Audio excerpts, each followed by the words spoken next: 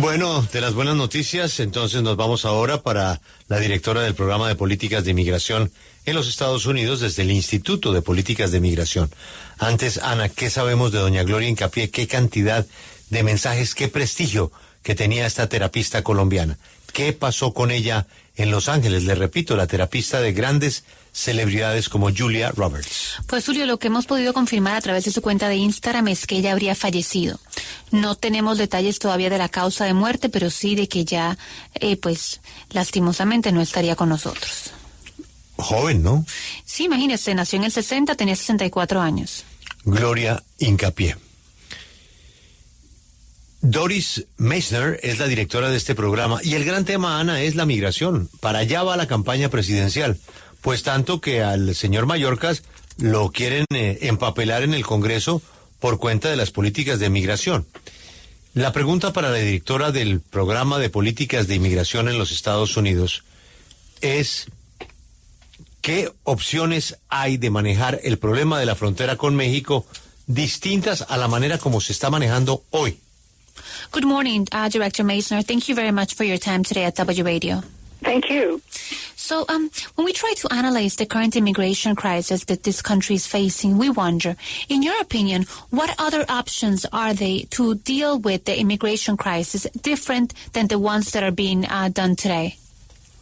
Well, the most important thing that could happen for the United States would be for our Congress to appropriate more funding to the immigration enforcement agencies so that they would be able to screen people for asylum who are asking for asylum when they come to the United States, and so that we would be able and they would be able to enforce the law fully at the southwest border without permitting people to come into the country in order to pursue their cases because there are not enough personnel at the border.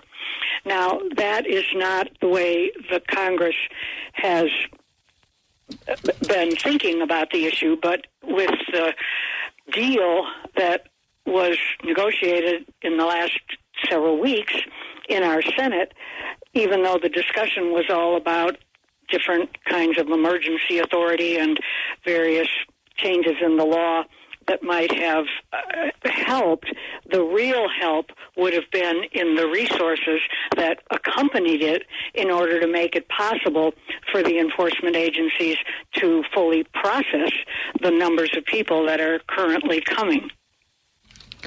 Pues lo más importante que puede pasar en los Estados Unidos para manejar el tema de la migración en este momento sería que el Congreso apruebe más recursos a las agencias de migración para que puedan monitorear a esas personas que están pidiendo asilo cuando llegan a los Estados Unidos, puedan imponer la ley en la frontera sur sin permitir que entren al país a adelantar sus casos de asilo, porque no tienen mucho personal en la frontera para poder manejar tantos casos. Así que no cree que la manera como el Congreso había pensado, digamos, o la aproximación que tenía el Congreso era la más adecuada, pero nos dice que el acuerdo y la negociación que estaban adelantando en las últimas semanas pues podría haber ayudado, aunque no cree que la discusión y en los cambios de la ley que ellos estaban adelantando pues sea una ayuda real, que para ellas son los recursos que deben tener las agencias para poder procesar a todas esas personas que llegan a la frontera. Yo quisiera preguntarle a la señora Meissner, porque los republicanos pues viven diciendo que la seguridad fronteriza es su preocupación más grande, pero por ejemplo recientemente se negaron a apoyar las mismas medidas de seguridad fronteriza que exigieron. ¿Qué piensa ella de esa actitud del Partido Republicano en un tema tan importante como la frontera? Speaking about the Republican Party, I mean, they have always said that they need that the border safety is super important for them. But then recently they decided not to move forward with a package that would have given the border more security. What do you think about the Republican Party and the stance they have taken on this? Well, the Republican Party has been very opposed to any kind of negotiation or any kind of compromise with the Democratic Party on how to address the issues at the southwest border. So while they were demanding stronger measures. When the negotiation was completed, those stronger measures were not sufficient for the hardline, the most extreme members of the Republican Party, even though other Republicans in the Senate were central to the negotiations and really were able to achieve in those negotiations far more stringent measures than had ever been agreed on before. So what we have is a very contradictory, a very dysfunctional political picture at this point, where Republicans demanded things, certain Republicans demanded things that ultimately they achieved, and then other Republicans in their party in the House of Representatives didn't believe that it was enough. And that, of course, coincided with the intervention, let's say, by former President Trump, saying that he would rather keep this issue unresolved in order to be able to run on it, use it as a campaign issue against President Biden, than to agree to these solutions. So this is a very politicized, highly election-oriented issue now. It's well beyond the merits of the issue. El Partido Republicano se ha opuesto a la negociación o a cualquier compromiso que pueda llegar con el Partido Demócrata. Nos dice que no han llegado, digamos, a una forma de cómo abordar de manera efectiva el problema en la frontera sur. Los republicanos estaban pidiendo medidas bastante fuertes. Cuando se completó esa negociación, esas medidas fuertes no fueron suficientes para los más extremistas del Partido Republicano, aunque algunos republicanos fueron centrales, digamos, en esta negociación y pudieron lograr más medidas que antes no se habían podido acordar, pues ella cree que esto es bastante contradictorio. Tenemos una foto política disfuncional donde los republicanos o algunos de ellos piden algunas cosas, luego las logran y luego no hay ningún, digamos, acuerdo, o las personas dentro de su mismo partido en el Congreso no creen que sea suficiente, y eso coexiste con la intervención del expresidente Donald Trump diciendo que prefiere que no se resuelva este asunto para usarlo como un tema de campaña contra el actual presidente Joe Biden, así que es un tema actualmente politizado y mucho más electoral. Grace, mire, nosotros, pues yo que no sé tanto de inmigración, a veces me pongo a pensar cuál es el límite. Ella decía en una de sus respuestas que obviamente se necesitan más oficiales para hacer más chequeos, y puede pasar que la mayoría de las personas que entren por la frontera tengan ese miedo creíble y merezcan ese asilo. Pero muchas personas sienten que tiene que haber un límite. ¿Cuántas personas realmente pueden entrar a Estados Unidos? ¿Quién pone ese límite?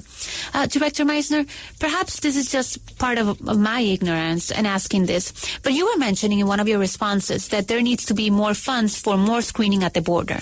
And we could believe that a lot of people that are reaching the border have that, that fear, that true fear, and that they truly deserve that asylum. But shouldn't there be a limit? I mean, how many people can actually enter the United States, even if they do have that qualifications to make them an asylum seeker? Well, that's, of course, very much the issue that we're grappling with now as a country.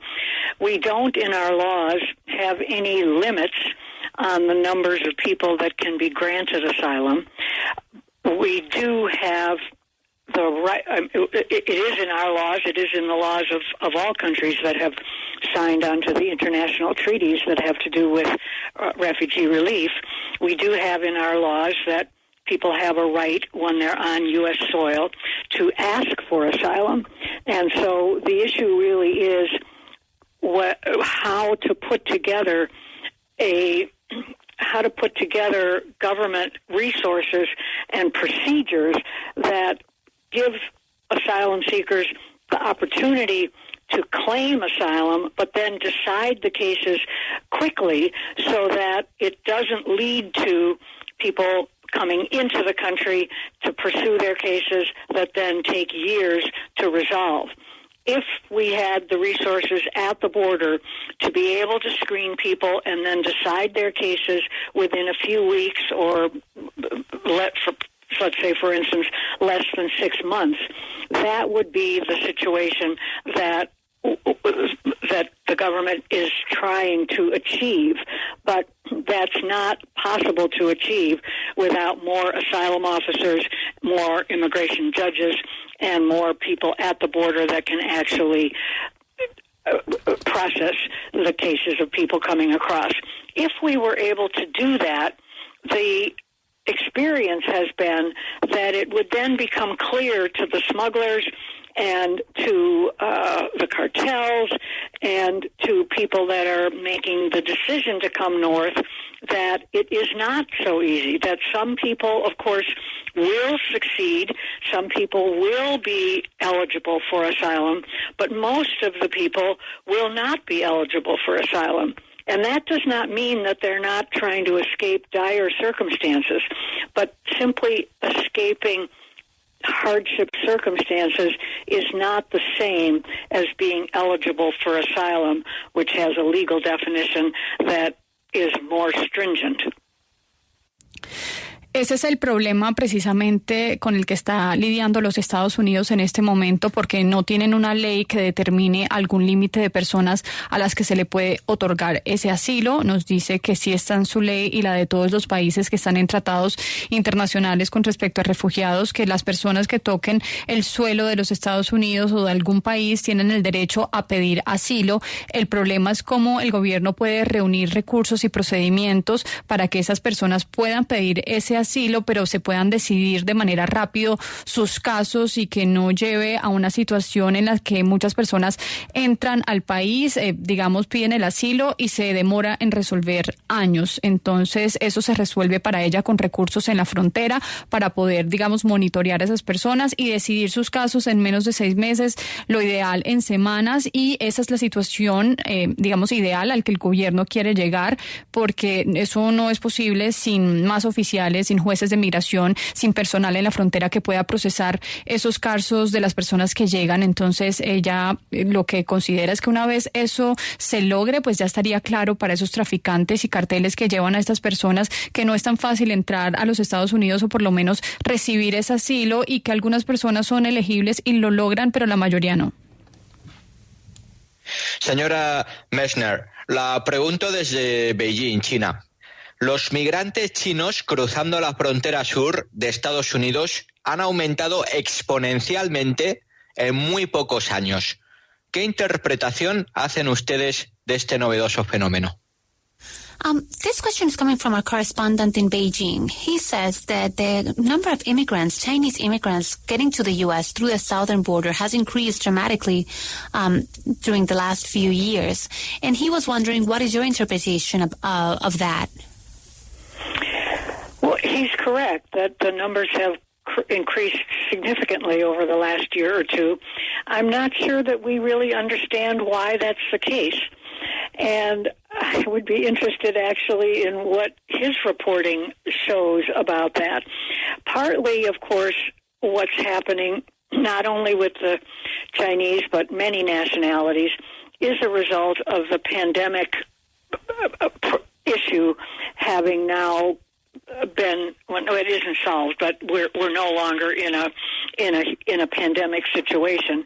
And for many countries, the economic recovery from the pandemic has not been as fast and as thorough as it has been in the United States. The United States has recovered very well from the pandemic, and as a result, there are lots of jobs here and lots of employers who want to employ people, and there are not enough younger people in the U.S. labor force to meet those needs. And so countries that have had a much weaker recovery, people that have been on the margins in those countries have, in many cases, become migrants. Where China is concerned, China, of course, had such a total and complete lockdown. There was no travel of any kind during the period of the pandemic. So some of the Chinese movement may have to do with a slight loosening of travel and also problems in the economy in China. But it's also the case that this migration now has become more international. again, through the smuggling and illegal travel industry and false promises being made to people that are looking for better opportunities. So where the Chinese are concerned, it is, as far as we can tell, a mixture of all of those factors.